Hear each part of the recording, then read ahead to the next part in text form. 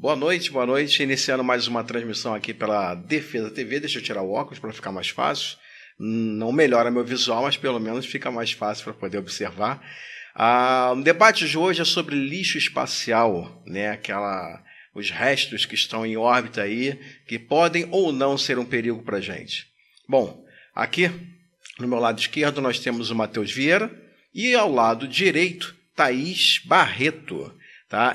Ambos são engenheiros espaciais, engenheiros aeroespaciais, eu não posso errar sobre isso. Sendo que a Thaís Barreto, ela é CEO, né? C-I-O, é isso, né? Isso. CEO. Em inglês, como assim? Em inglês a gente fala CIO, mas... Ok. Tá bom. Da C-O-B-R-U-F. O que significa, Thaís? É a Associação Cobruf. É uma associação sem fins lucrativos em que a gente organiza eventos que proporcionem o desenvolvimento tecnológico e profissional de equipes de design do Brasil. Ok. Então, retornando, agradeço a todos que estão aí presentes na nossa live, está iniciando agora, aqui junto à Defesa TV, falando sobre lixos espaciais, ou, na verdade, lixo espacial. Vamos lá, Matheus Vieira, meu grande amigo Matheus, já acompanhou outras lives aqui, sempre presente. Boa noite para você, meu amigo. Boa noite, Camões, tudo bem? Boa noite, pessoal que está acompanhando a live. Fico com a honra de receber a Thaís aqui com a gente. Bom, eu acho que ele é de poucas palavras hoje. Está começando, vai se empolgar pouco a pouco, né? Mas, Thaís, me explica uma coisa, você que está chegando agora. Nervosismo, tá tudo tranquilo, né? Para participar dessa live hoje, tirar as dúvidas junto com o pessoal aí da internet. Como é que tá isso aí para você? Não vou mentir, não. Nervoso a gente fica, mas só vamos. Só vai com medo mesmo. Só vamos, né? Só vamos. Só vamos. Isso é muito bom.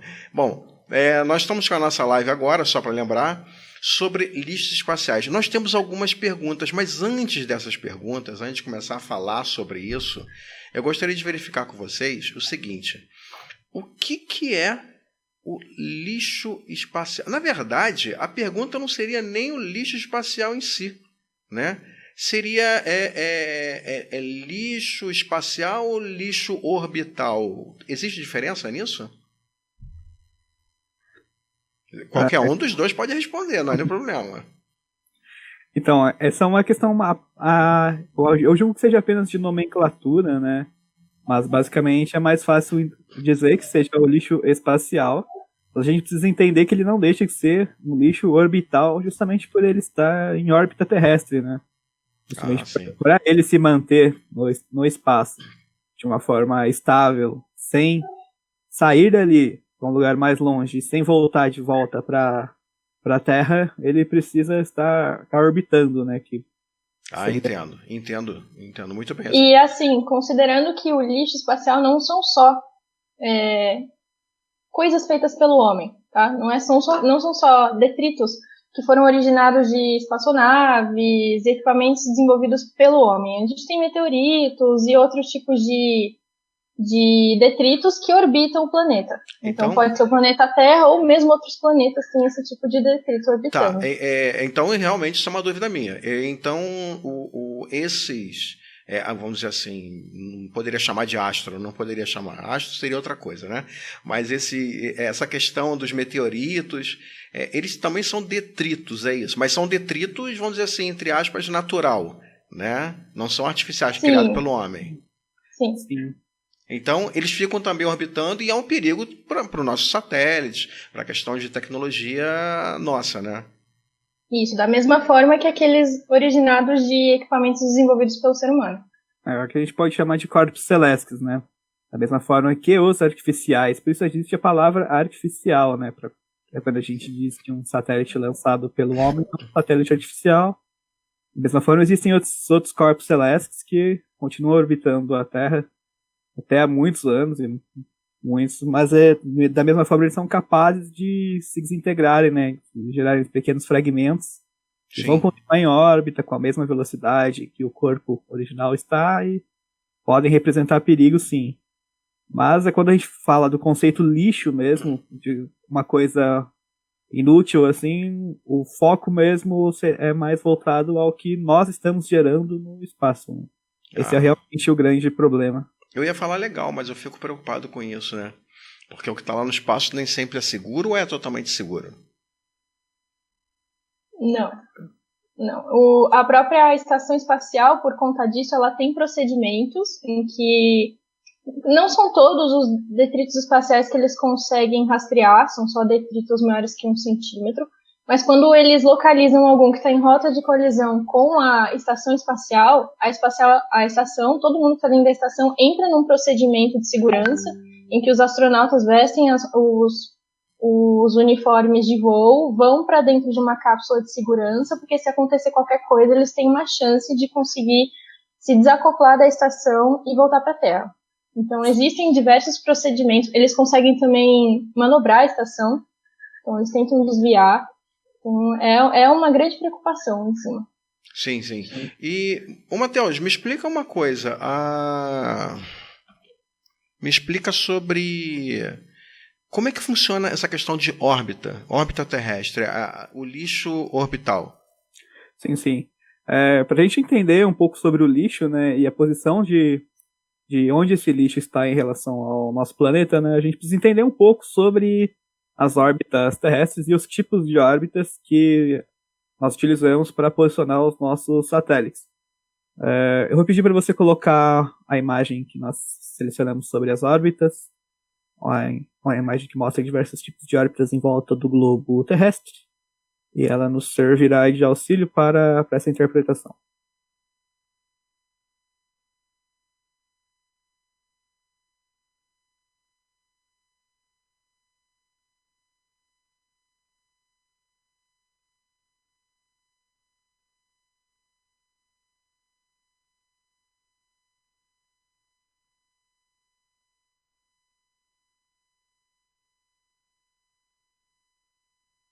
Oi, meu áudio caiu aqui, desculpa. Meu áudio caiu. Você tem o número das imagens, né? Sim. Imagem 3 e 4, por favor. A imagem 3 e a imagem 4. É uma imagem apenas com o nome 3 e 4.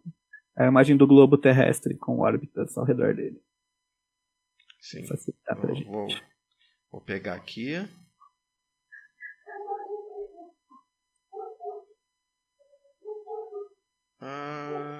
Tô abrindo aqui, acho que deu uma paradinha.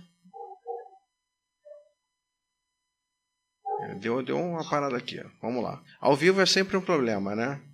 Ao vivo é um problema. Deixa eu mudar a janela. Eu vou mudar a janela para ficar mais fácil, que aí evita esses probleminhas aí.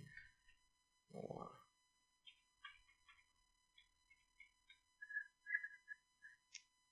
Pronto, passei aqui, nós três aqui, com a janela aqui, está aqui do lado, nós temos a órbita aí que você pediu.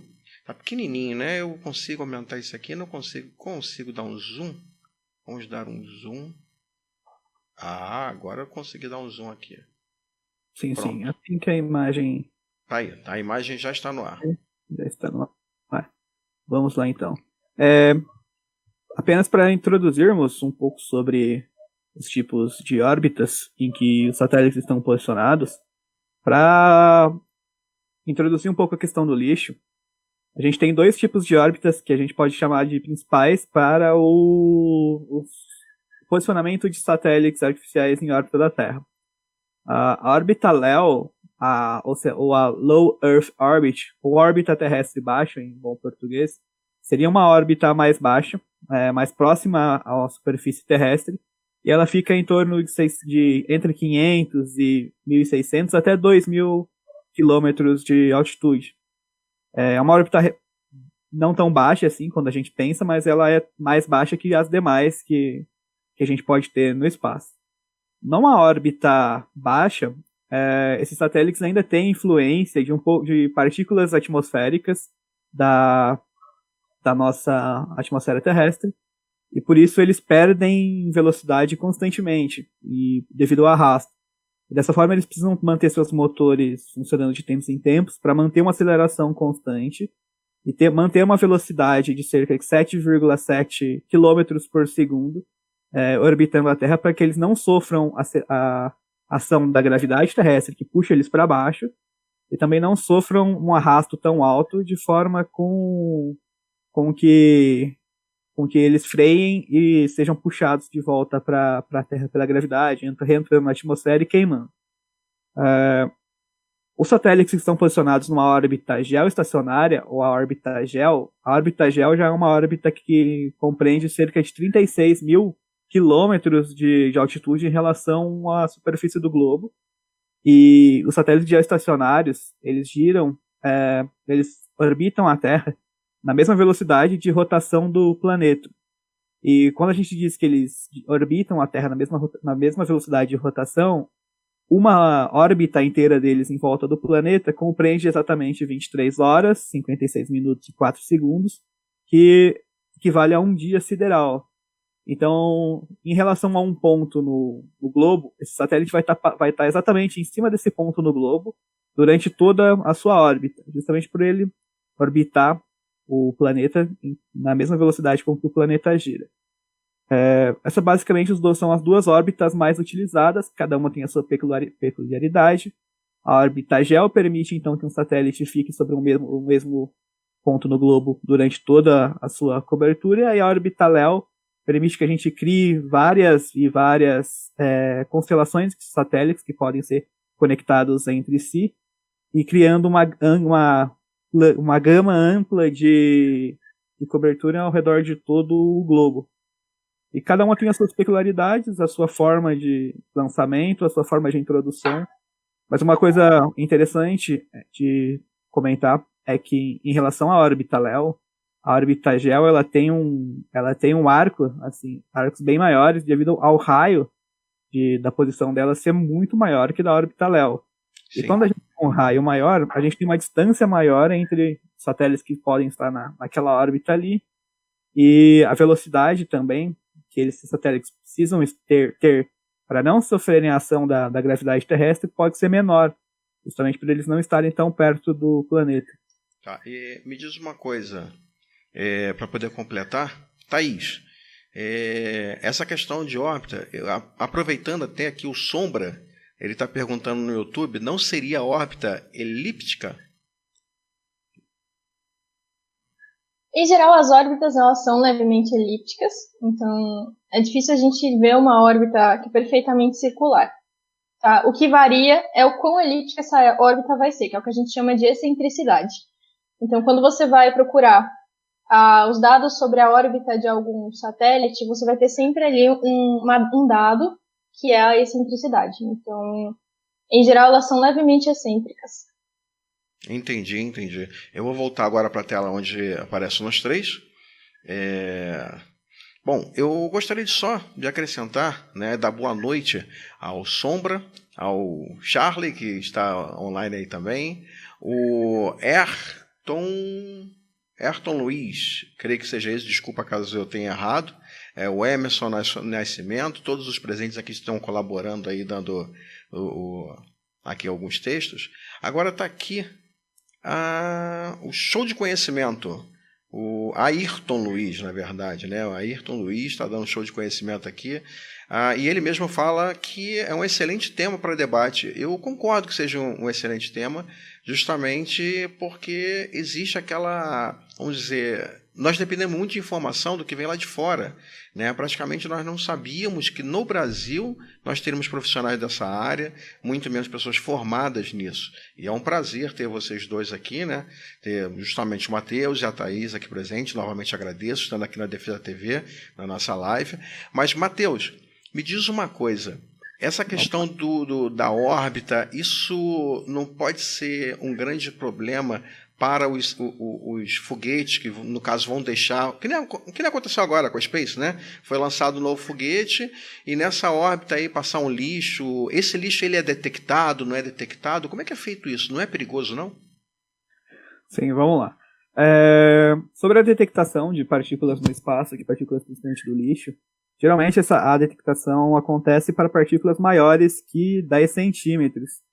E o número de partículas menores que 10 centímetros é infinitamente maior do que o número de partículas detectáveis. Temos os números aqui, eu só vou achá-los aqui para que a gente possa estar comentando exatamente.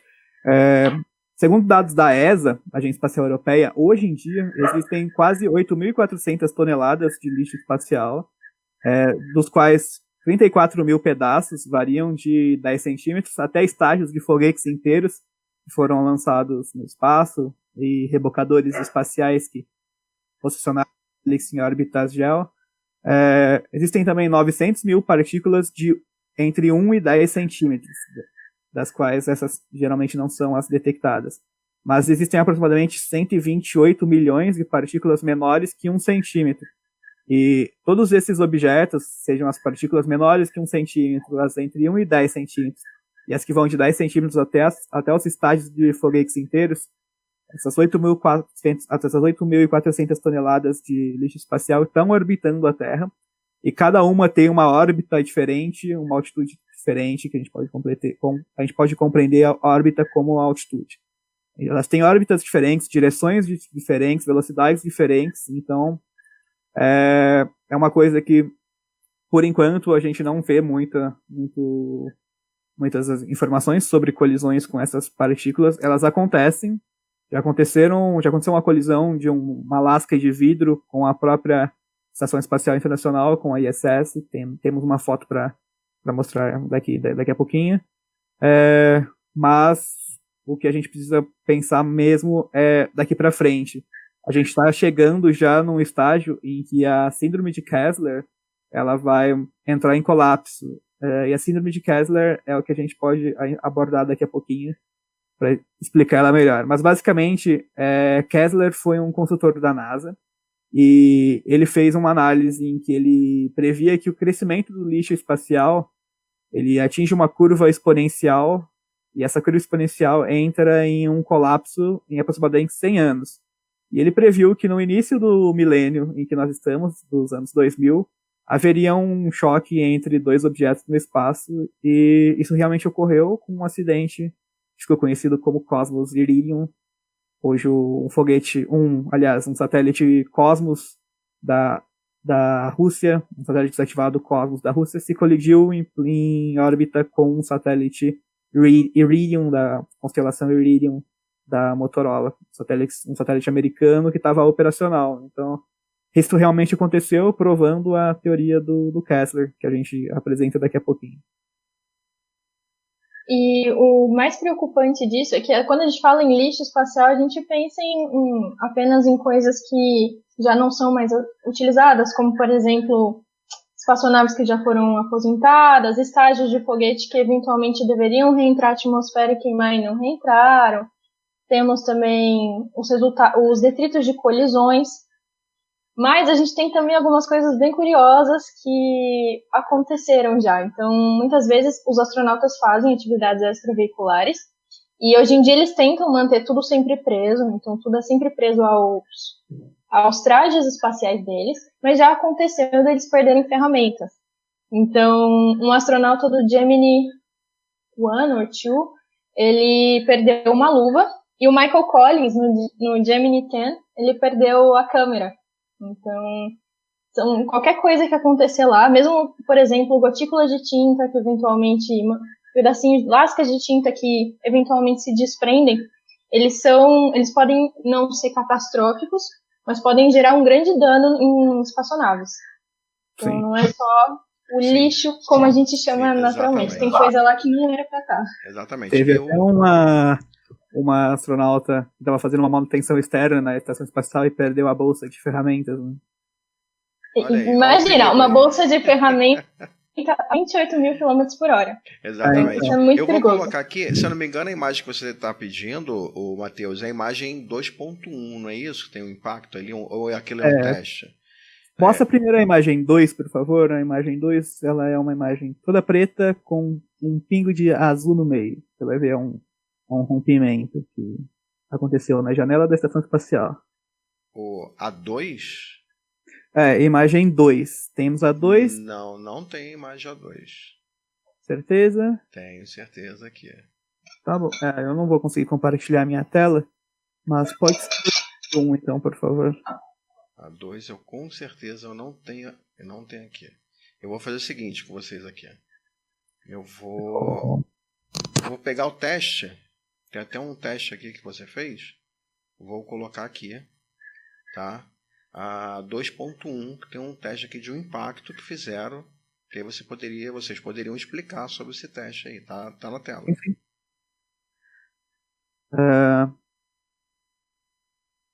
Você quer explicar, Thaís? Você não abriu aqui para mim ainda. Tá bom. Minha internet está lenta hoje. Eu pedi para vocês recarregarem o link do Google Drive que eu encaminhei. Pode ser que algumas imagens tenham ficado para trás. Mas vamos lá. Falando sobre essa imagem cortesia da Agência Espacial Europeia, basicamente ela mostra uma chapa metálica de espessura de 18 centímetros que recebeu um choque de uma esfera também metálica de diâmetro de aproximadamente 1 centímetro de diâmetro. E essa chapa, essa esfera se chocou com a chapa a 6,8 km por segundo, que é aproximadamente a velocidade, assim, em termos bem básicos, a velocidade em que um objeto precisa orbitar a Terra na órbita baixa. Esse impacto produziu 56 mil joules de energia ali, e toda essa energia se dissipou dentro dessa chapa metálica, produzindo esse efeito aqui.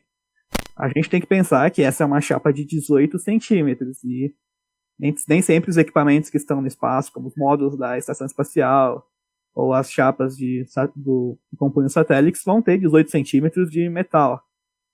Essa aqui foi um experimento bem extrapolado mesmo, para mostrar o efeito de um impacto de um objeto bem pequeno, mas com uma massa pequena, mas com uma aceleração muito alta, que acumulou uma energia potencial muito alta ao longo de toda a órbita que ele fez e chocou com uma chapa. Agora a gente precisa imaginar isso no espaço, com objetos bem pequenos, voando a uma aceleração muito alta, se chocando com equipamentos sensíveis e podendo levar a explosões e detritos e mais detritos. E isso é o que a síndrome de Kessler ela prevê. Ela diz que toda vez que você tem um choque entre dois equipamentos, se a gente considerar 2 satélites inteiros, se a gente chocar 2 satélites inteiros, cada um deles vai gerar aproximadamente 150 mil detritos. E esses 150 mil detritos multiplicados por 2, já que são 2 satélites, eles vão continuar orbitando ali a Terra nas órbitas em que eles já estavam, e vão continuar mantendo a sua velocidade de 7,5 km por segundo. Se a gente bater de novo esses detritos com outros detritos, eles vão se multiplicar exponencialmente. Então, o que Kessler quer dizer com isso? Se dois equipamentos se chocam, eles geram detritos. E a colisão desses detritos com outros detritos gerarão mais detritos. E assim, outras colisões vão acontecendo. Então, existe um momento em que essa curva exponencial ela cresce tanto que ela perde o controle. E Kessler observou isso, e esse é o principal problema do lixo espacial hoje. O que ele fala também é que, porque assim, o lixo espacial, eventualmente, ele cai na Terra, né? Então, você ainda tem alguma gravidade lá em cima, e aos poucos essa gravidade atrai esses detritos, cada um deles, e eles vão se aproximando da Terra. Quando eles entram na atmosfera, eles são queimados e pulverizam. Mas, primeiro, quanto mais distante esse lixo está da Terra, então quanto mais alta a órbita em que ele está, mais tempo ele vai demorar para chegar. E esse esquema do Kessler é o seguinte: a partir do momento que você passou de uma certa massa, de uma certa quantidade de detritos em órbita, os detritos vão sofrer tantas colisões até ele chegar e queimar na atmosfera, ele cair em terra e queimar na atmosfera, entrar na atmosfera da Terra e pulverizar, ele vai gerar tantas colisões que é um crescimento desenfreado. Você nunca vai conseguir parar isso mais naturalmente, porque vai sempre aumentar a quantidade de detritos. Então aí já é onde teria que entrar a ação artificial humana. Então, o que ele fala é isso: a partir de um certo ponto, a quantidade de detritos é tão grande que ela só vai tender a crescer. Porque até que o detrito queime na atmosfera da Terra, ele vai sofrer várias colisões. Você não vai conseguir mais parar isso, a menos que você remova detritos. Isso, exatamente. pessoal está comentando que tem um barulho de fundo aí. Eu realmente estou mexendo bastante aqui. Deve ser alguma conexão, alguma coisa. Nós vamos tentar. Enquanto eles estão falando, eu estou tentando mexer aqui para ver se melhora, tá? O pessoal está falando lá no YouTube lá que o tema é muito bom, mas tem esse barulho perturbando. Peço desculpa a todos. Nós vamos tentar melhorar e ver da onde está vindo esse zumbido aí que está incomodando um pouco. Tá bom? Sim. E agora Beleza. só, no YouTube as perguntas estão realmente aparecendo, hein? Até Sim. vocês podendo dar uma olhada lá, a missão europeia está perguntando lá se a poeira cósmica é considerada um lixo ou contaminante nas órbitas. No caso, contaminante nas órbitas altas, geo. A pergunta. E aí, quem responde? Matheus ou Thaís? Tanto faz. Pode responder. Eu vou deixar livre para vocês. Eu sou intermediador. Eu faço a pergunta, vocês podem responder à vontade. Pode ficar à vontade, Thaís. Olha, eu acredito que sim, porque Matheus, seu som não saiu agora. Eu acredito que sim. Vocês estão conseguindo me ouvir, gente? Sim, pode. Ah, tá, desculpa. É que apareceu um sinal estranho aqui. Eu acredito que sim, porque o grande problema é a velocidade. O pior problema é a velocidade dessas partículas lá em cima. Então, por exemplo, se você imagina que uma partícula está mais ou menos na órbita da ISS. A ISS está a 28 mil km por hora. Isso é tipo 27 vezes a velocidade do som. Isso é muito alto. Se essa partícula estiver vindo numa direção oposta, a velocidade relativa entre as duas vai ser o dobro. Então, vai ser 2 vezes 28 mil km por hora. Então, é algo muito grande. E esse é o pior problema. Então, a ISS, esses equipamentos que vão para o espaço, a ISS em especial, porque ela tem seres humanos lá dentro, a preocupação um pouco maior, eles criam certas formas de barreira para conseguir suportar esses impactos menores. E para os impactos maiores, eles criam procedimentos de emergência. Sim. Mas sim. Camões, por favor, você pode colocar a imagem força para nós? Tem 3 equações. Só para ilustrar. Qual seria a imagem? A imagem se chama força. Ele manda, gente, só para deixar avisado, ele fala assim, vamos enumerar as imagens para que a gente peça de acordo com os números. Aí ele me fala aqui, a imagem seria força. Deve ser uma imagem escura, com um gráfico, deva ser isso. Eu estou certo ou estou errado? Está certo, é uma imagem. Essa imagem não está numerada nas perguntas, ela é uma imagem. Vamos lá. Eu coloquei a imagem, tá aí, já apareceu para vocês. Deve aparecer aqui. Aqui ainda não apareceu para mim, mas eu vou adiantar. O que a imagem representa é a equação de uma das leis de Newton, que diz que a força é a multiplicação entre a massa e a aceleração desse corpo. Essa não é essa imagem. Essa imagem. Isso. Essa imagem é o gráfico da síndrome de Kessler. Que a gente tá. É aquela branquinha, é a 1. Não, é uma imagem azul com a equação com F igual a m.a. Enquanto você acha, eu comento essa daqui da síndrome de Kessler. Essa é basicamente a equação que descreve a síndrome e o crescimento dela ao redor do tempo. Eu não recebi essa imagem aqui.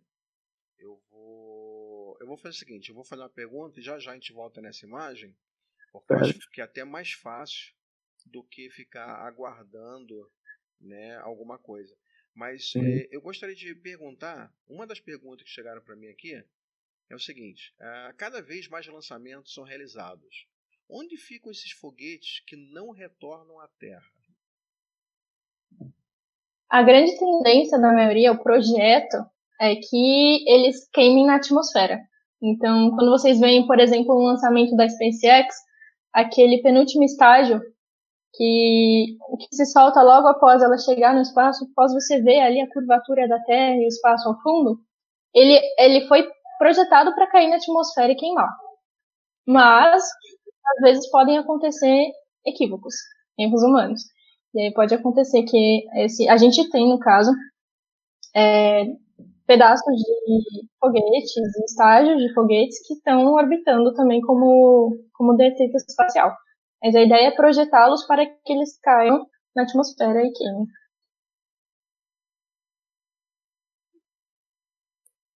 Exatamente. É aquela questão justamente das massas, né? Se a gente considerar que qualquer objeto, para se manter estável na órbita baixa, ele tem que estar a velocidade de acima de 7 km por segundo, um objeto de uma massa muito pequena tem que estar a 7,7 km por segundo, e um objeto com uma massa muito alta também tem que estar a no mínimo 7,7 km por segundo para se manter em órbita. Mas o impacto com um objeto de uma massa menor em uma massa ou de uma massa maior são completamente diferentes, se a gente considerar que eles têm a mesma aceleração. Uma massa maior vai ser, provavelmente, um impacto mais catastrófico.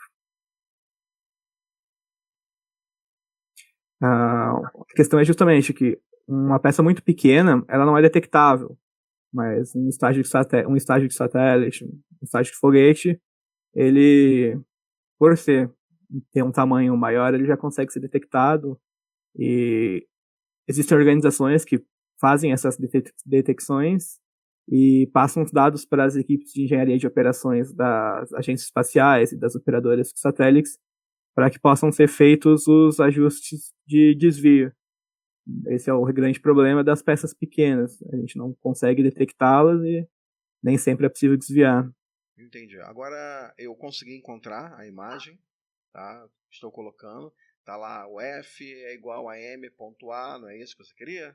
Isso, essa. Lá, exatamente. Eu acho que falta recarregar o Google Drive. Ele deve sofrer algum atraso. Já está aí para você. Pode explicar aí, pessoal. Não há nenhum Beleza. problema. Já está aí. Basicamente, o que a gente queria dizer com essa equação de massa vezes aceleração, uma das leis de Newton, é o seguinte. Vamos considerar que esse F ele tem o mesmo tamanho nas três equações, e, portanto, se ele significa que essa força é a mesma nas três equações. Na primeira equação, a equação de cima, a massa e a aceleração têm tamanhos combinados, equilibrados. Mas vamos considerar então a primeira equação de baixo, à esquerda, em que a gente está aumentando demasiadamente o tamanho da massa e diminuindo a aceleração. A imagem saiu. Estamos vendo o próprio YouTube.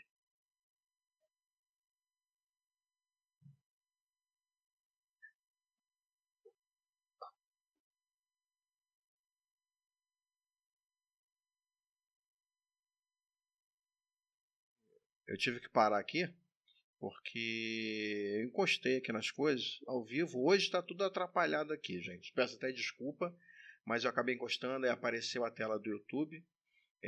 Você explicou, mas aí saiu. Eu peço desculpa a quem está assistindo e eu coloquei de volta. Tá? Eu creio que não tem afetado nada, não. Mas para emendar, né, existe aqui a do Arthur perguntando: alguma solução para o lixo espacial? Já que você mencionou toda essa parte de força, todos esses cálculos, já falou que, no caso a Thaís comentou a parte dos meteoros, né? Meteorito ou meteoro? Me corrige, por favor. Meteorito ou meteoro? Thaís? Meteorito. Hã? Meteorito. Né? Então, eles são esse lixo espacial também. Existe alguma solução para esses lixos ou não existe? Como é que nós podemos falar sobre isso? Tem diversos projetos conceituais e pesquisas sendo desenvolvidas, e isso vai desde espaçonaves, que são desenvolvidas focadas no lixo espacial, como remover o lixo espacial. Então temos uma espaçonave que se chama, por exemplo, Remove Debris, da Airbus, que estão desenvolvendo para capturar lixo espacial e jogar com uma rede e jogar na atmosfera terrestre. Então você tem esse tipo de espaçonave sendo desenvolvida, e você tem, por exemplo, todo um programa de pesquisa da ESA, que se chama Clean Space, que ela foca em outras coisas também, não só em remover o lixo que já existe, como gerar menos lixo. Então, eles fazem pesquisa desde software e hardware para poder fazer permitir acoplamento entre espaçonaves no espaço, que seja de forma mais segura e mais precisa, para evitar eventuais colisões, liberação de detritos. Tem pesquisas também que permitam como fazer com que um satélite, ele já tenha na programação dele, que ao final da vida útil dele, ele deve se suicidar, digamos assim, ele deve se jogar na atmosfera terrestre para queimar. Então, tem bastante... É um campo muito abrangente, com grande desenvolvimento no momento, tem bastante coisa sendo desenvolvida voltada a diminuir a quantidade de detritos no espaço e evitar que novos detritos sejam criados devido à ação humana. Entendi. Só para que todo mundo fique por dentro, caso alguém tenha dúvida, o que é a ESA? A ESA pode falar, European Space Agency, a Agência Espacial Europeia. Como nós temos a nossa AEB, a Agência Espacial Brasileira, e os americanos têm a NASA, os europeus decidiram criar uma agência para todos os países do consórcio da União Europeia, que compreende França, Itália, Alemanha e outros países desse conglomerado, e ela é responsável pela pesquisa e desenvolvimento das atividades espaciais desses países. Sim, muito legal isso. Outras perguntas que nós temos aqui, havendo a necessidade, é a pergunta do Ayrton, tá? Havendo a necessidade de se desfazer de um equipamento inutilizado, no caso o lixo, é melhor jogar ele pelo espaço ou tentar jogar para o mar? Quem poderia me responder essa? Vamos lá. Como a gente explicou antes, abordamos antes os dois tipos de órbitas mais utilizados, a órbita geoestacionária e a órbita LEO, a órbita baixa. Cada uma dessas órbitas tem o seu próprio tipo de recuperação dos satélites que ali estão. Eu vou fazer o seguinte, eu vou colocar a imagem daquele que tem a órbita geoestacionária, LEO e MEO, pode ser? Pode. Depois dessa eu precisaria da imagem 5. Tá, primeiro eu vou colocar essa, tá bom? Tá bom. Acho que vai ficar mais fácil para as pessoas entenderem o que você está querendo dizer. Eu acho que seja isso, vamos lá. Tá aí. Coloquei agora, pode... Vamos lá. Essa imagem das órbitas nós temos ao redor do planeta para posicionar os satélites, tem a órbita LEO, a órbita baixa, a mais baixa, e ela é onde estão os satélites de comunicação, satélites de GPS, as constelações e tudo mais. A gente tem as órbitas EL, as órbitas elípticas, como um dos nossos... uma das pessoas aqui havia comentado. A gente tem as órbitas médias, as órbitas MEL, e temos as geoestacionárias, que geralmente são as mais altas e estão geralmente acima da linha do Equador, justamente para que o satélite que está orbitando ali gire em volta da Terra na mesma velocidade de rotação do planeta e esteja obrigatoriamente sempre sobre o mesmo ponto do globo. Como os satélites na órbita LEO, eles estão em uma altitude em que eles ainda sofrem uma maior ação da gravidade, e eles ainda sofrem arrasto, eles ainda têm arrasto por sofrerem a ação de partículas atmosféricas que vão desacelerando eles com o passar do tempo. Se eles desacelerarem de uma vez, se eles frearem, seja gerando arrasto, seja acionando retrofoguetes e tudo mais, eles podem sofrer ação da gravidade e eles vão ser puxados de volta para o planeta e vão cair. Quando eles entram na atmosfera, eles vão queimar, eles vão se desintegrar, mas nem sempre a gente consegue garantir que todas essas partículas que foram obtidas na desintegração do objeto maior sejam queimadas realmente. Então, muitas delas vão cair sobre o planeta. E para isso, para que elas caiam em um determinado local que não atinja nenhuma pessoa, nenhuma área habitada, e por longas décadas os cientistas analisaram todo o globo. E na década de 90, um cientista canadense, ele usou um software de computador que ele criou para analisar coordenadas geográficas de todo o globo, e ele chegou ao que ele chamou de ponto de inacessibilidade do Pacífico, que seria o local menos habitado e mais difícil de se chegar em todo o planeta.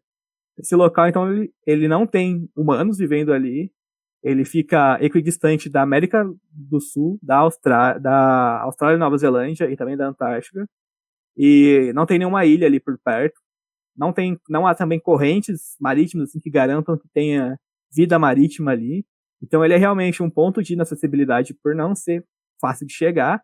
Ele também é um ponto de inatividade porque não tem vida nem humana nem marinha ali naquele ponto. Então ele se tornou um local ideal para que todo o lixo espacial que precise ser lançado de volta ao planeta seja lançado exatamente naquele local ali. E a gente pode posicionar o lixo, o nosso satélite inútil, em uma órbita que ele passe ali por cima do Pacífico.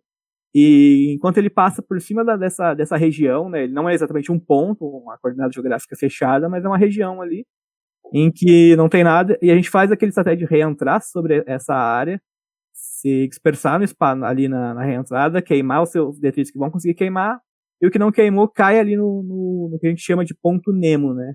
Esse ponto de inacessibilidade do Pacífico também pode ser chamado de ponto Nemo. A imagem 10, se você colocar pra gente, ela mostra a posição do ponto Nemo no globo, e a gente vai ver o quão ela é longe e o quanto é difícil de chegar até ela.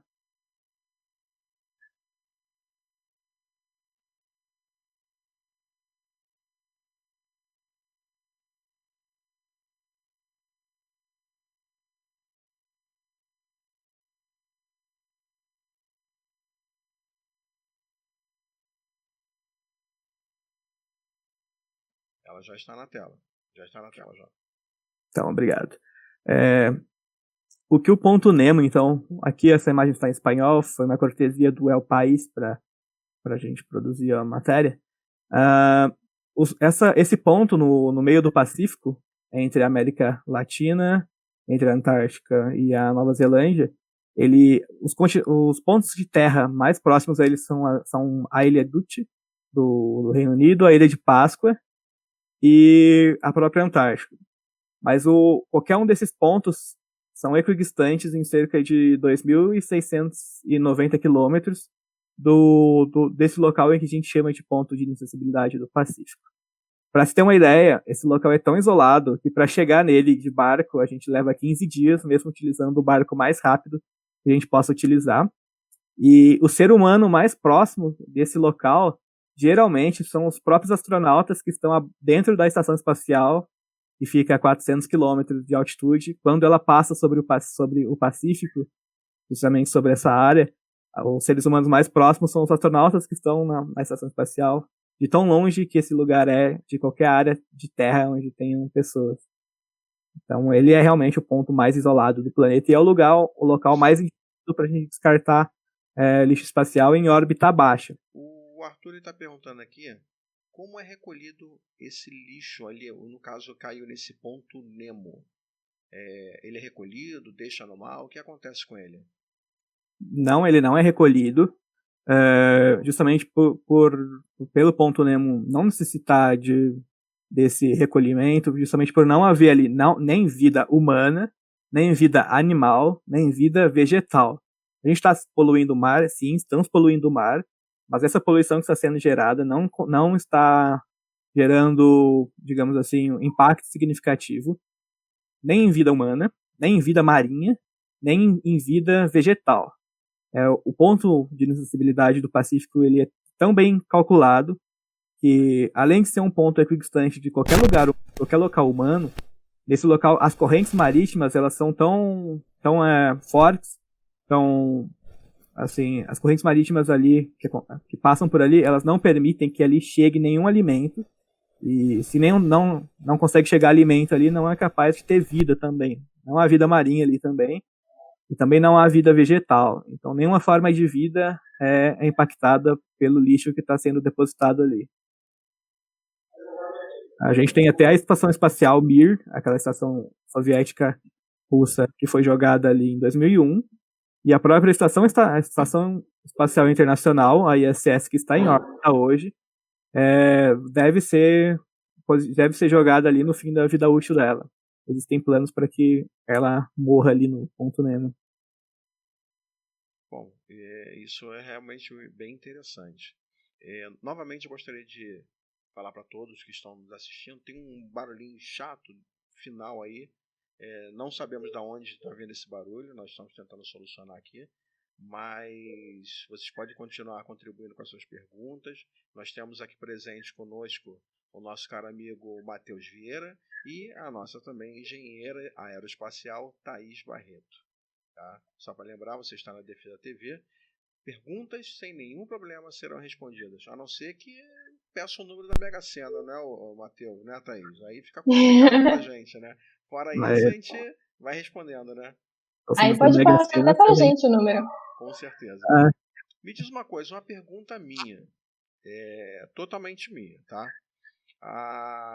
Nessa reentrada, né, desse lixo espacial,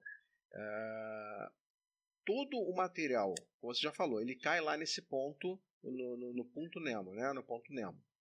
Mas existe a possibilidade de algum material não ir para esse ponto, cair numa grande cidade, numa fazenda, alguma coisa assim? Sim, existe. Mas aproveitando que você falou da Mega Sena, a chance de um objeto de lixo espacial cair sobre uma área habitada é tão baixa quanto a chance que uma pessoa tem de ganhar na Mega Sena com um jogo simples.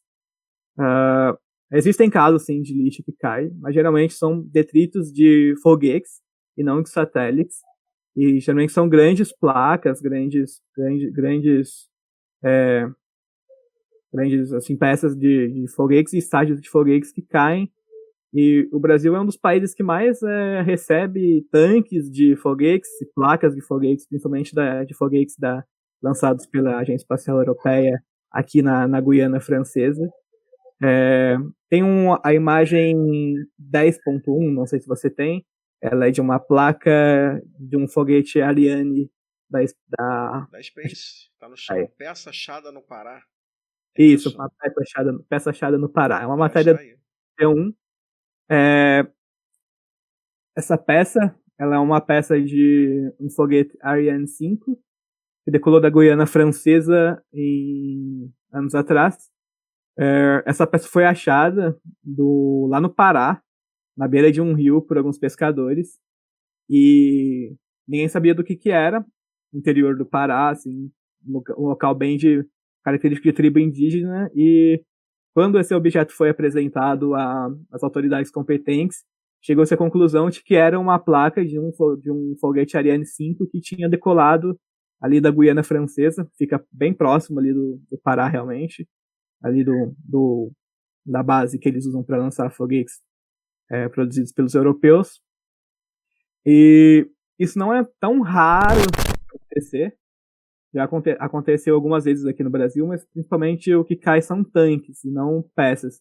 Tanques de combustível e oxidante desses estádios de foguetes que decolam ali da Guiana Francesa. É importante ressaltar que, nesse ponto, em termos de cair em terra e poder danificar a propriedade privada de alguém ou machucar alguém, é uma grande preocupação hoje em dia, mas isso vale mais para as grandes estruturas. Então, como é o caso, por exemplo, que a gente está vendo aí, grandes estruturas. Com relação aos demais detritos que estão em órbita da Terra e eventualmente caem, de tamanho mais reduzido, eles geralmente queimam como um todo na atmosfera.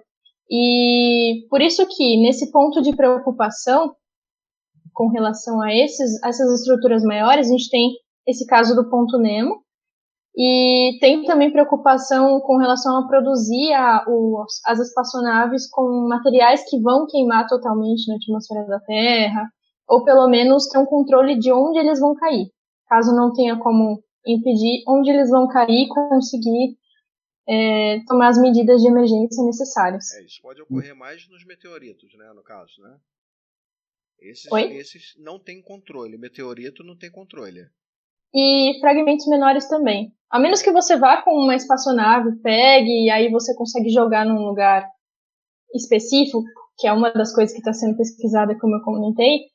Ok, agora os que já estão lá há muito tempo, você já não tem mais controle. Você ainda consegue controlar no máximo ali um foguete, um satélite que está para aposentar, por exemplo. Você ainda tem controle sobre ele, você consegue controlar de alguma forma como é que vai ser o descarte, digamos assim, dele.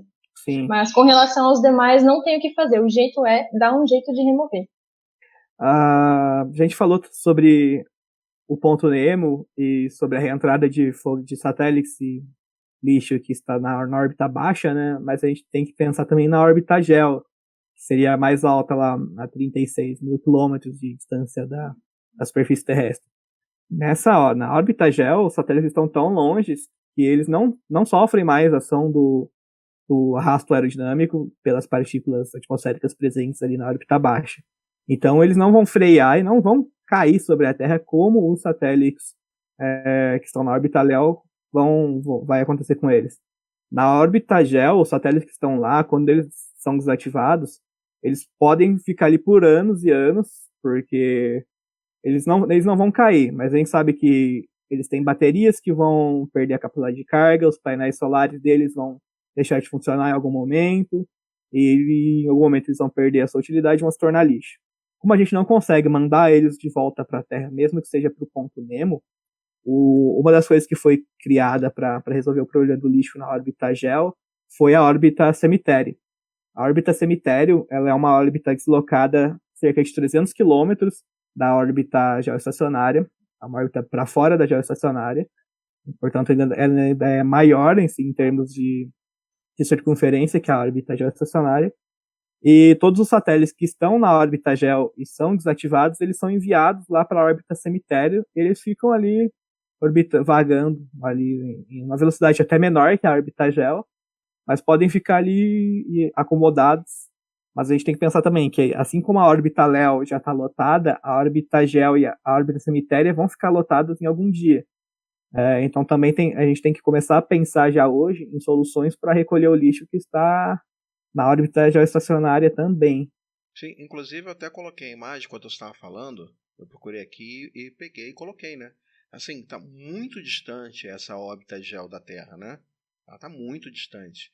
Agora, vai chegar um momento também que vai ficar cheia. E aí, vai criar uma outra órbita? Vamos ter anéis de Saturno, só que de lixo na Terra? Seria isso? Sim, o que a gente tem que pensar na questão principalmente do raio, né? Se o raio da órbita LEO em relação à Terra é menor e o raio da órbita GEO em relação à Terra é maior, obviamente o espaço, o volume disponível para se posicionar lixo na órbita GEO é maior. A gente pode posicionar várias partículas e elas vão ficar mais dispersas, vão ficar mais longe uma da outra do que na órbita LEO. Mas uma hora, né, a órbita GEO também vai se encher. Sim. O que a gente, quando a síndrome de Kessler entrar em colapso, né, a gente vai ter o seguinte: a gente vai ter tantas partículas pequenas em volta do planeta, pequenas, médias e grandes em volta do planeta, e o conjunto dessas partículas vai se tornar praticamente um domo, e vai impossibilitar que qualquer objeto, qualquer veículo que tenha que sair da Terra, seja para ir para a Lua, para ir para Marte, não vai conseguir atravessar esse domo criado pelo lixo, e a gente não vai conseguir mais sair do nosso planeta. Então, esse é o grande problema, não só o problema das colisões que podem prejudicar os satélites que já estão lá, a estação espacial e outros equipamentos que estão no espaço, mas também a gente pode chegar no momento em que a síndrome de Kessler realmente colapse e a gente não consiga sair do planeta por não conseguir passar por essa região sem ser atingido por algum objeto, nem que seja uma lasca de tinta, um parafuso. Entendo. Eu vou fazer uma pergunta aqui para a Thaís. Veio uma pergunta lá do YouTube. Thaís, como esse lixo prejudica o lançamento de satélites e foguetes?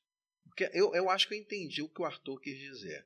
Já que o lixo está na órbita GEO, como é que ele vai prejudicar aqui na LEO? Eu sei mais ou menos já a resposta, mas vamos lá. Eu imagino a resposta. Nós temos detritos também nas órbitas um pouco mais baixas. A órbita cemitério, a ideia dela é ser uma órbita onde a gente possa migrar as espaçonaves que a gente já sabe que a gente consegue tirar do nosso caminho.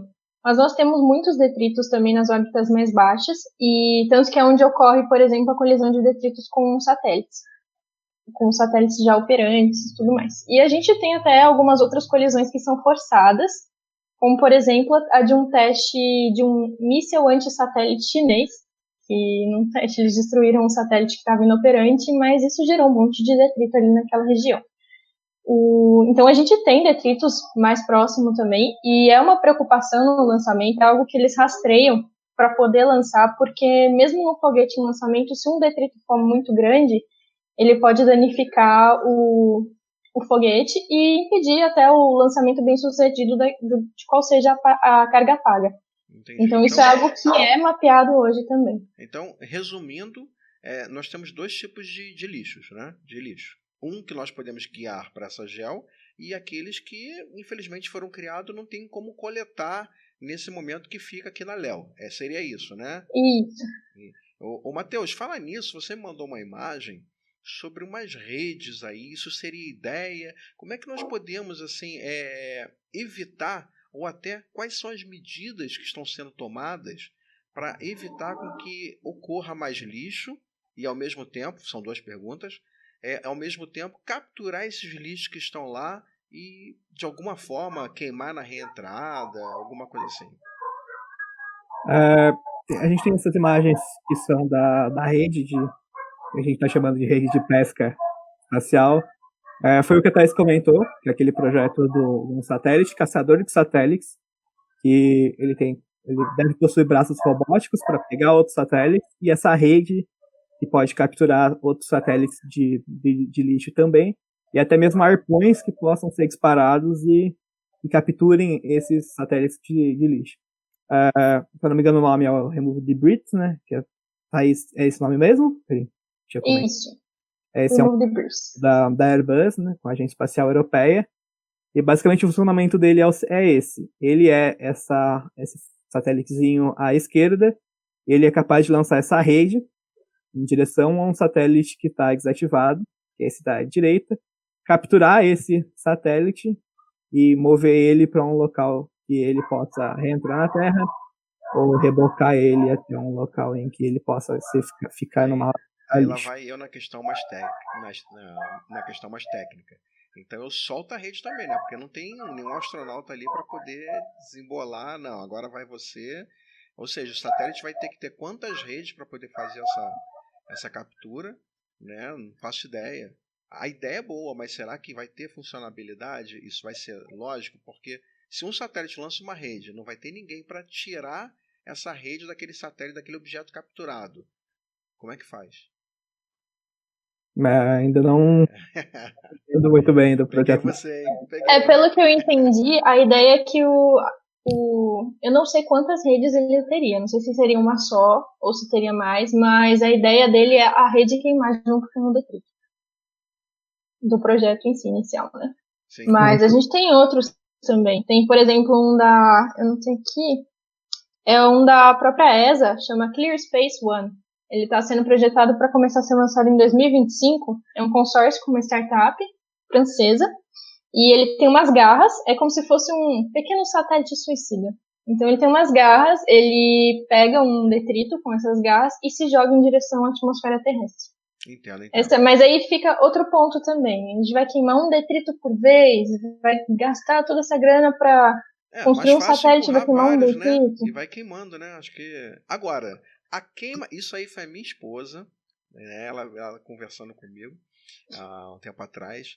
Será que a queima desse detrito, existe algum estudo, possa prejudicar a questão atmosférica? Ozônio, sei lá, alguma coisa assim. Não é minha área, então eu estou perguntando. Olha, uma boa pergunta. Uma pergunta. Será que existe algum estudo? Porque, assim, toda vez que nós temos a queima, né, existe... toda ação tem a sua reação. Então, será que existe a possibilidade de danificar ou criar alguma coisa nova na nossa atmosfera? Né? Alguma vez já se perguntaram por isso ou eu sou o primeiro doido que pergunta diretamente para vocês isso? Para mim é a primeira vez. Para mim também. Eu nunca tinha parado para pensar. É uma questão de trade-off, né? A gente tem que buscar sempre o balanço, o equilíbrio. Ou a gente vai ser atingido por esse objeto se a gente deixar ele buscar o decaimento natural, né? Sim. Se a gente deixar ele desativado lá, ele vai desacelerar com o passar do tempo, uma hora ele vai cair naturalmente. Ele pode atingir um local em que não é desejado. A gente pode trazer ele de volta e jogar no mar, e poluir o mar, mesmo que no mar não tenha vida nenhuma lá no ponto Nemo que a gente comentou. Ou a gente pode deixar ele queimar na atmosfera e gerar gases que podem poluir. Mesmo que esses gases estejam em alta altitude, possam literalmente escapar do planeta sem poluir nada. Então a gente consegue afirmar sobre isso. Com certeza. Uma pergunta aqui, chegando do YouTube agora, deve ser Maíra, né, Teixeira Chaves. Vocês poderiam comentar mais sobre a proposta do satélite Starlink? Eu acho que seria legal, mas a propósito, lixo espacial e a quantidade de satélite Starlink pode dar problema? Ou eles estão em camadas diferentes? Como é que trabalha isso aí?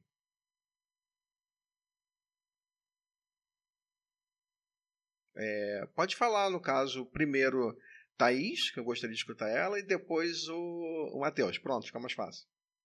Vamos lá. Thaís? O problema sempre é um risco, né? Então a gente sempre tem um risco de um detrito ir em direção ao satélite. Então, muitas vezes a gente tem colisões com satélites de comunicação. Então é algo que tenta ser evitado, mas quanto mais matéria a gente tem lá em cima, seja por colisões, então detritos devido às colisões dos detritos já existentes, seja para a gente colocar mais satélites lá em cima, mais espaçonaves, a gente aumenta esse risco. Então, é uma coisa que tem que ser... toda missão ela é bem projetada para tentar mitigar isso ao máximo, com materiais melhores, com posicionamento da espaçonave, com controle dela também, mas o risco é inegável. Sim. Matheus? Então, uma das coisas que a gente pode comentar é que para você lançar um satélite hoje, você tem que seguir algumas diretrizes das Nações Unidas que dizem que você tem que ter um plano para resgatar e trazer de volta esse satélite em 25 anos após o lançamento. O problema é que alguns países não seguem essas diretrizes da ONU, como os chineses, que inclusive lançaram um míssil lá, um satélite meteorológico deles, que é como a Thaís falou. Essa colisão do míssil com o satélite gerou 150 mil partículas pequenas, que inclusive essas partículas passaram uma vez a 6 quilômetros da Estação Espacial Internacional, e podia ter causado um acidente sem precedentes, né? E o problema do principal que está todo mundo falando dos Starlinks é que, como eles têm que criar uma rede, uma constelação de 45 mil satélites, esses 45 mil satélites, mesmo que pequenininhos, vão gerar uma cadeia imensa que a gente pode entender como um bloqueio para a passagem de foguetes que devem atravessar essa camada. Sim. Como os satélites Starlink são de uma operadora mais moderna e tudo mais, assim como os satélites que já estão lá, eles não vão ser entendidos como lixo. Eles são satélites, eles são rastreáveis, e a gente sabe onde eles vão passar, e onde eles estão e por onde eles vão passar. E se a gente precisa lançar um foguete num local onde um satélite Starlink vai estar passando, a gente sabe exatamente o momento em que ele vai estar passando sobre essa região, e a gente pode calcular a nossa janela de lançamento para que o nosso foguete não passe por ali enquanto o satélite vai estar naquela localidade. Os satélites Starlink, dessa forma, eles não representam um perigo para os lançamentos de foguetes, justamente porque a gente pode rastreá-los, saber onde eles estão e desviar deles. Entendi. Uma pergunta sobre os satélites Starlink. Até pegando já o gancho. Uma que eles são para comunicações, não é isso? Eles são para comunicações. Outra, a probabilidade de choque entre eles, né? Assim, vamos primeiro conhecer os satélites, né? Eu gostaria que vocês ambos falassem sobre os Starlinks, um pequeno resumo. Depois, a possibilidade de choque entre eles, né? E a possibilidade deles virarem lixo espacial muito antes do que deveria ser lá pela validade, lá que eles fazem os cálculos, essas coisas todas. Pode começar agora, Matheus. Bom, vamos lá. Acho que a pergunta que a da Maíra era Maíra. Saber sobre a proposta do projeto, né? Basicamente, o projeto Starlink, ele é uma spin-off da SpaceX, da empresa principal do nosso querido Musk. E a proposta dele é fornecer internet de qualidade, de banda larga, a nível global, diretamente desses satélites. Por que não, satélites e não antenas em todo o globo? Colocando um satélites em todo o globo, a gente consegue criar uma constelação. Uma constelação são vários satélites correspondendo entre si, conectados entre si, formando uma rede, assim, em volta de todo o globo. Se a gente tem uma rede criada, em qualquer ponto do globo que você esteja, você vai receber o sinal desse satélite. E isso quer dizer que você pode ter internet, de uma boa conexão de internet, em locais em que você não tem conexão disponível hoje. Porque hoje a nossa conexão é por banda larga, por cabos, fibra ótica e antenas e tudo mais. Por isso não tem internet em tribo indígena no meio da Amazônia, em locais no meio da Caatinga brasileira, no deserto, em locais inóspitos do planeta. Se a gente cria uma rede de satélites que pode cobrir todo o globo, a gente deixa de ter locais que não vão ter conexão de internet. Essa conexão de internet fornecida pelo Starlink, ela não é tão boa como a conexão de fibra ótica, mas fibra ótica a gente tem que lembrar que a gente tem na cidade, a gente tem em cidades grandes, então a proposta do Starlink é fornecer internet justamente para locais em que a internet não existe hoje. Locais em que geralmente a gente não tem conexão. É levar a internet para essas pessoas que não possuem conexão hoje. Falando um pouquinho sobre eles são bem pequenos mesmo. Eles não são satélites enormes, assim como a gente vê nesses lançamentos de satélites meteorológicos e de análise de mudanças climáticas, desmatamento e tudo mais. São satélites bem pequenininhos, que mais parecem placas assim, orbitando o planeta. E a ideia principal é essa. Eles são satélites bem pequenos e devem criar uma rede de até 45 mil elementos conectados em volta do planeta. Thaís, quer falar da parte E, claro, com relação a colisões entre eles, né? Como todo projeto espacial, eles são projetados para ter um controle de altitude. Então, dentro do satélite, todos os satélites, não só do Starlink, dentro de todos os satélites você tem um programinha, um software, que vai fazer, junto com o hardware, que vai conseguir controlar a atitude do satélite. O que é atitude? Atitude é a posicionamento, por exemplo, de placa solar, se o satélite tiver placa solar, posicionamento do satélite em relação à Terra e tudo mais. Então, ele tem sensores que vão dizer como é que está a posição, então, desde sensores que utilizam o campo magnético da Terra, como sensores de giroscópios, que são sensores que lidam com o movimento do satélite, então eles conseguem detectar a atitude dele, o posicionamento dele em relação ao movimento que ele faz. E junto com esse programinha, ele consegue deixar sempre o satélite na posição desejada. Erros podem acontecer? Não vamos dizer que não, né? Mas a ideia da programação é ser desenvolvida para que seja perfeita, não tenha falhas, não tenha problemas, e hoje em dia, com a tal da inteligência artificial, a gente consegue mitigar bastante esse tipo de problema, porque o próprio software consegue se corrigir e evitar causar danos ao equipamento.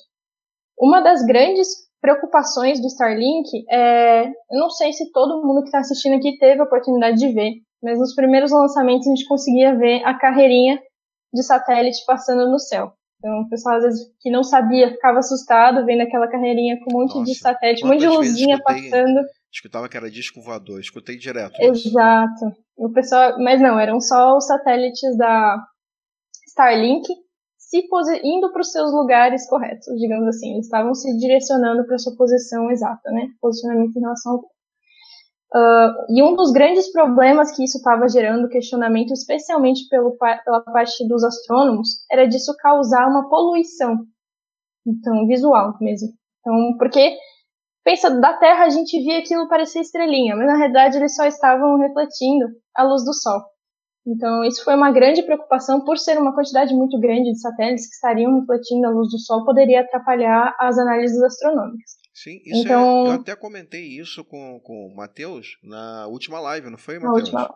Nós comentamos sobre isso aí, porque era uma preocupação. Inclusive, eu gosto de olhar muito para o céu, eu fico preocupado. Falei, poxa, imagina olhar para o céu. Inclusive, ele falou que teria um projeto de um banner, né? Acho que teria um banner, um outdoor no céu.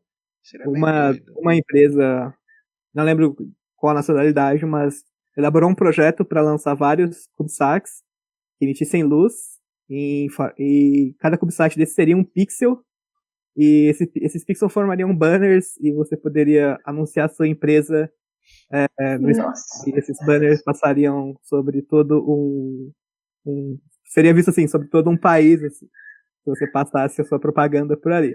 Mas, né, entra a questão da poluição visual, né, da poluição luminosa, que é quase esdrúxulo, assim, pensar numa ideia dessa.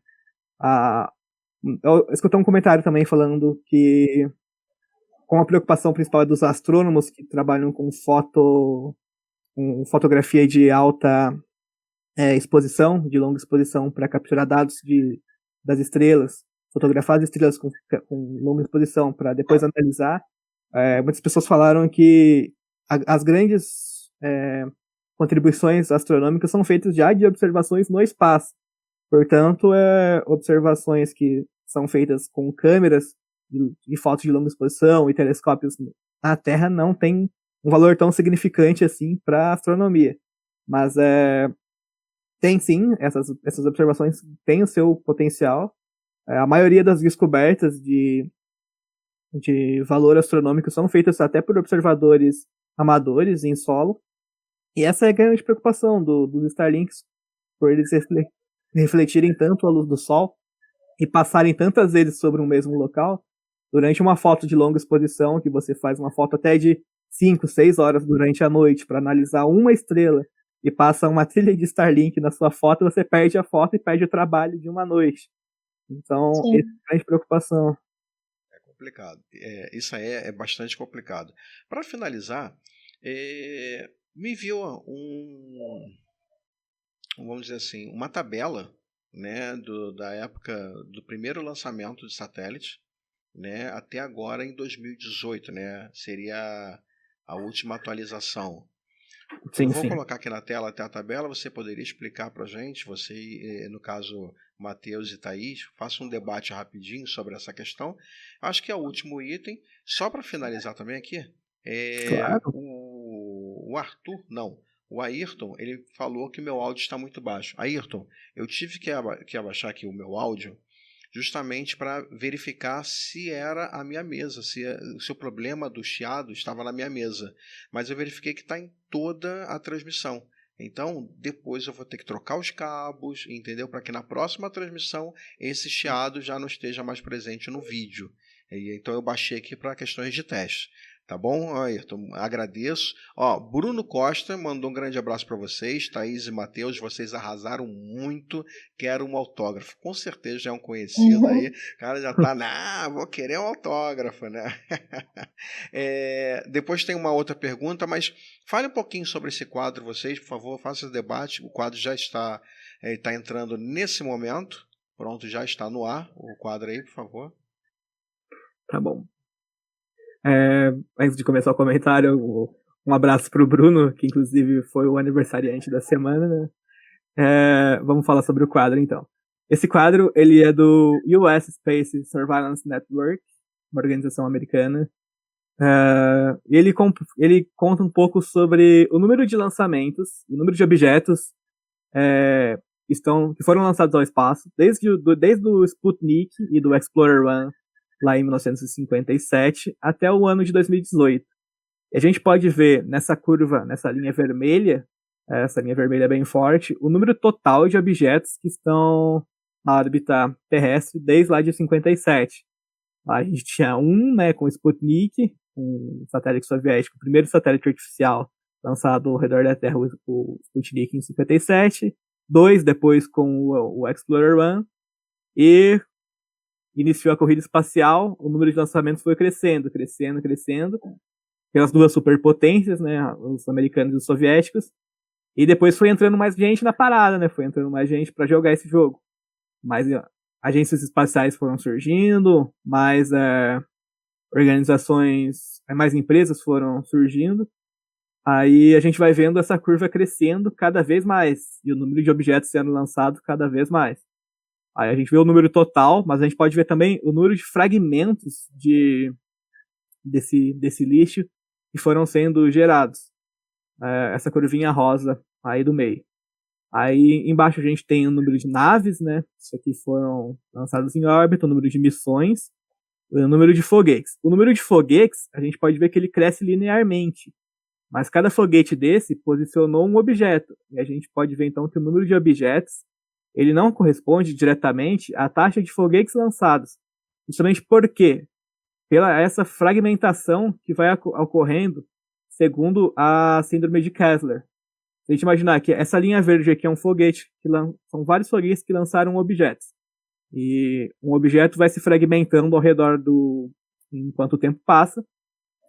E o número total de objetos vai crescendo. Até que a gente chega aqui no ano de 2006, no início do milênio que a gente está.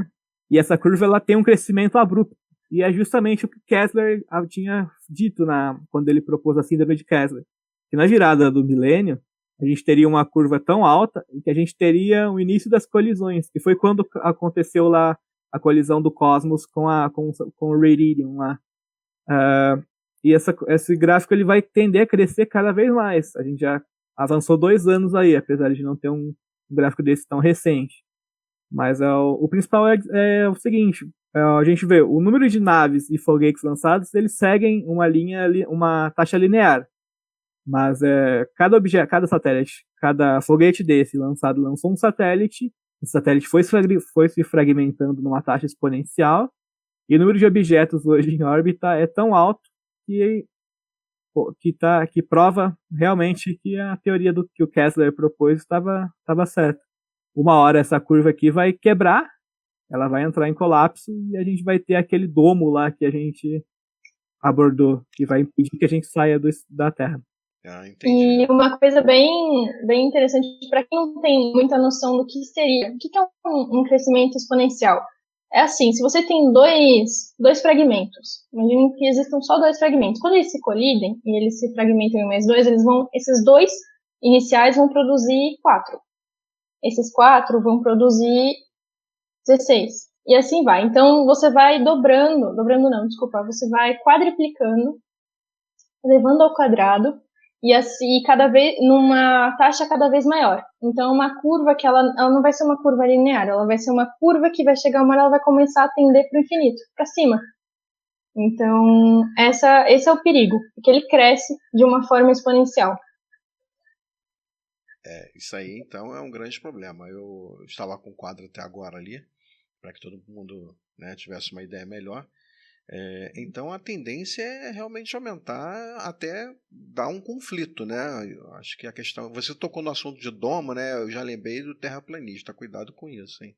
Então vai ter discussão ali no bate-papo ali, aí já viu. Né? Então, a questão é, mesmo hoje, se a gente parasse de lançar elementos em órbita, o lixo ainda iria aumentar. A gente ainda teria essa curva exponencial crescendo. Se a gente interrompesse hoje, parasse de lançar satélite, foguete, qualquer coisa em órbita, o lixo ainda ia crescer justamente pela síndrome de Kessler. O que já está lá, mesmo grande ou pequeno, manteria a taxa de colisões sempre crescendo e a taxa de geração de novas partículas sempre crescendo. Essa é a ideia de retirar o que já está lá para evitar que essa curva cresça mais e a gente chegue no colapso. Entendi. E para quem quiser uma diquinha aí para entender um pouquinho mais do perigo do lixo espacial, eu recomendo aí o filme Gravidade, com a Sandra Bullock, que ele trata exatamente disso. Ela está fazendo uma missão e vem uma nuvem de detritos espaciais em direção ela no caso está utilizando um ônibus espacial, e ele mostra no filme como que eles têm que lidar com esse lixo espacial e mostra o perigo que ele representa para os nossos homens que estão lá em cima, homens e mulheres que estão lá em cima. Eu até queria colocar um trecho do filme, mas se eu colocar, o YouTube tira na hora a live, então eu não posso colocar. Temos o vídeo da colisão do Cosmos e Iridium para mostrar? E esse não tô aqui com ele, não. Não conseguia baixar ele a tempo. Não consegue mostrar direto no YouTube? No próprio navegador?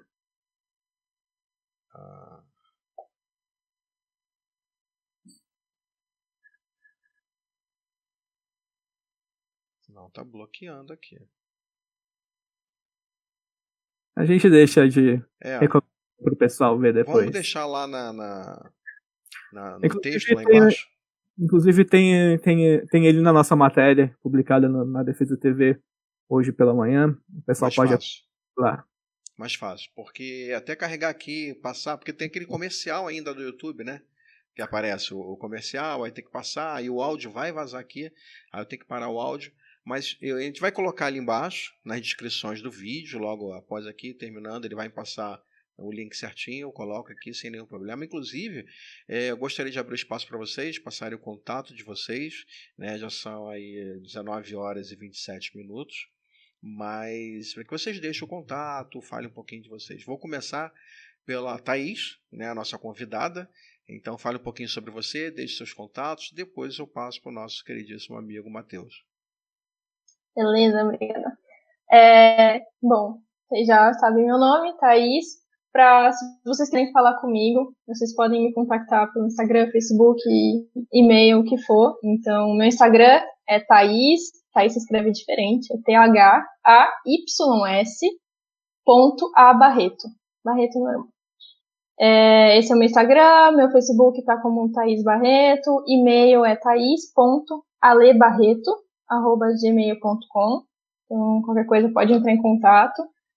E é isso aí, queria mandar um abração pro Emerson e pro Bruno, que eu vi que estão assistindo a live, valeu pessoal. E para todo mundo que tá assistindo também, claro. Só para lembrar, eu vou colocar aqui na descrição, tá? Lá embaixo no texto Perfeito. Vai estar o contato de ambos. Perfeito, porque meu nome é diferente, gente. Tá bom. Diferentão. Matheus? Vamos lá. Eu acho que já são conhecidos aqui de algumas lives, né, passadas, mas para aqueles que não me conhecem ainda, eu sou o Matheus. Eu sou engenheiro aeroespacial aqui pela Univap, Universidade do Vale do Paraíba, aqui em São José dos Campos. Eu sou formado há já 2 anos. Eu sou fundador da Bravo Rocket Team, o grupo de foguetes aqui da Univap. Profissionalmente, eu atuo como coordenador de operações de satélites na Vesat Aerospace. E hoje eu sou colunista também aqui na Defesa TV, publico algumas matérias para simplificar esse tema espacial, né? E quem quiser conversar comigo pode entrar em contato. Tem meus contatos tanto no site da Defesa TV, mas eu vou deixar aqui embaixo também na descrição do vídeo. O Instagram, @mate.aero, está disponível para todo mundo que queira conversar, tirar dúvidas sobre a carreira aeroespacial, tudo mais, toda dúvida é bem-vinda. Mandar um abraço também pro Emerson, pro Bruno, que está acompanhando com a gente aí, pro Charley também, um dos meus alunos lá que tá com a gente hoje aí. E é isso, agradeço mais uma vez a oportunidade de estar aqui junto com a Defesa TV. A oportunidade também de convidar a Thaís para estar participando com a gente hoje, para enriquecer o nosso debate. Eu acho que eu não seria capaz de conversar sobre esse tema sozinho. Eu que agradeço o convite, pessoal. E um abraço para todo mundo que acompanhou com a gente aqui nos nossos comentários. Bom, essas foram as palavras de Thaís Barreto e Matheus Vieira. Thaís, novamente gostaria de agradecer a sua presença. Foi um prazer, né, estar aqui com você para discutir e verificar essas questões que geram muita dúvida para várias pessoas. Né? Muitos, com certeza, ficaram incomodados com o chiado em questões técnicas hoje que nós tivemos na nossa live. Peço desculpas a todos, tá? Eu vou verificar isso detalhadamente. Na próxima quarta teremos uma outra live e eu creio que daqui a 15 dias, né, nós temos uma live aí direto com o Matheus, né? Assim espero, né, Matheus? Traz mais assunto, vamos conversar sobre isso, que o pessoal está pedindo bastante. Assim eu espero. Inclusive, eu queria deixar o Instagram, o @mate.aero disponível para o pessoal mandar temas também, né? Sim. Pode passar, e não esqueça de passar isso para colocar aqui no texto aqui embaixo. Sim, a gente já passa os nossos 2 Instagrams. É isso, exatamente. Beleza. Eu que agradeço a oportunidade de novo, pessoal. Tá bom, então gente... Foi muito bom, foi muito construtivo essa discussão aqui. Obrigada. Eu agradeço vocês, agradeço a sua paciência que está na internet aí no YouTube até essa hora, acompanhando pelo celular ou compartilhando para a televisão, vendo de alguma forma. Tá? Desculpe novamente os problemas técnicos que nós tivemos. No próximo live nós não teremos esses problemas, nem que eu troque todos os cabos daqui, mas nós não vamos ter esses problemas aí. Tá bom, gente? Um grande abraço. Até a próxima. E agora vai aparecer a tela da Defesa TV. Boa noite a todos. Tchau, pessoal. Boa noite. Tchau, boa noite.